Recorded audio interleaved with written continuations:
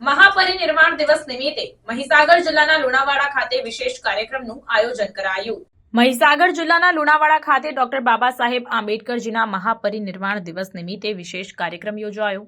આ કાર્યક્રમમાં અનેક લોકો જોડાયા હતા અને ડોક્ટર આંબેડકરજીના જીવન અને તેમના યોગદાનને યાદ કર્યું।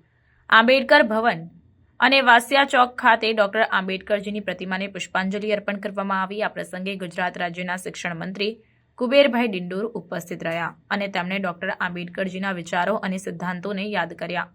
શિક્ષણ મંત્રીએ પોતાના ભાષણમાં જણાવ્યું કે ડોક્ટર આંબેડકરજીએ સમાજમાં સમાનતા અને ન્યાય માટે જે સંઘર્ષ કર્યો તે આજે પણ પ્રેરણાદાયી છે। તેમણે વધુમાં ઉમેર્યું કે ડોક્ટર આંબેડકરજીના વિચારોને અનુસરતા આપણે સમાજમાં સમાનતા અને ભાઈચારો સ્થાપિત કરી શકીએ છીએ। આ કાર્યક્રમમાં વિવિધ સાંસ્કૃતિક કાર્યક્રમો અને પ્રવચનો પણ યોજાયા હતા, જેમાં ડોક્ટર આંબેડકરજીના જીવન અને તેમના કાર્ય પર પ્રકાશ પાડવામાં આવ્યો। આ પ્રસંગે ઉપસ્થિત લોકોએ ડોક્ટર આંબેડકરજીના વિચારોને અનુસરવાની પ્રતિજ્ઞા લીધી અને સમાજમાં સમાનતા અને ન્યાય માટે કાર્ય કરવાની પ્રતિબદ્ધતા વ્યક્ત કરી।